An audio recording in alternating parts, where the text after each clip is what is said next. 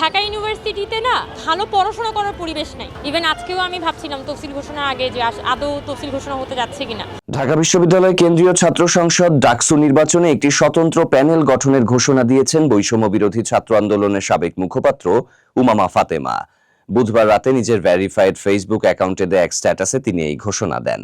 একই সঙ্গে বিশ্ববিদ্যালয়ের কল্যাণে আগ্রহী শিক্ষার্থীদের তাঁর প্যানেলে যোগ দেওয়ার আহ্বান জানিয়েছেন তিনি।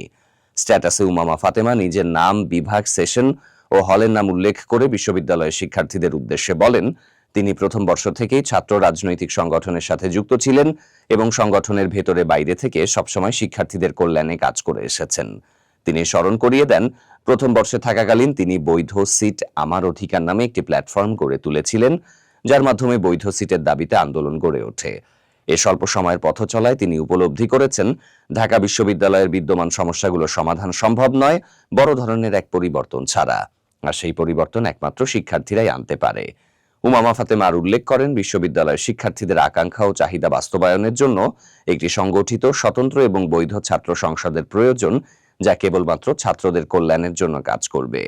তিনি বলেন, এই ছাত্র সংসদে এমন নেতৃত্ব দরকার যারা কোনো রাজনৈতিক পক্ষের দ্বারা নিয়ন্ত্রিত হবে না, শিক্ষার্থীদের অধিকার নিয়ে আপোষহীন থাকবে এবং বিশ্ববিদ্যালয়কে কেবল নেতা তৈরি করার কারখানা হিসেবে ব্যবহারের প্রবণতা থেকে বেরিয়ে এসে একটি গবেষণামূলক, মানসম্মত শিক্ষা ব্যবস্থার দিকে এগিয়ে নিতে কাজ করবে। তিনি জানান, এই লক্ষ্যে তিনি দীর্ঘদিন ধরে বিশ্ববিদ্যালয়ের শিক্ষার্থীদের নিয়ে কাজ করা এবং শিক্ষার্থীদের মধ্যে চিন্তাভাবনা আছে এমনদের নিয়ে একটি স্বতন্ত্র প্যানেল গঠনের পরিকল্পনা করছেন। এই প্যানেল আসন্ন ডাকসু নির্বাচনে অংশ নিয়ে গবেষণা ভিত্তিক ও দূরদর্শী কাজের মাধ্যমে ঢাকা বিশ্ববিদ্যালয়ের সার্বিক কল্যাণ সাধনের লক্ষ্যে এগিয়ে যাবে। শিক্ষার্থীদের প্রতি আহ্বান জানিয়ে উমামা লিখেছেন, যারা মনে করেন বিশ্ববিদ্যালয়ের জন্য কাজ করা উচিত, যারা চান ঢাকা বিশ্ববিদ্যালয় তার হারানো গৌরব ফিরে পাক, যারা বিশ্বাস করেন রাজনৈতিক আধিপত্যের কারণে ধ্বংস হয়ে যাওয়া এই প্রতিষ্ঠানের স্বরূপ পুনঃস্থাপন দরকার, তাদের তিনি তার প্যানেলে যোগ দেওয়ার আহ্বান জানান।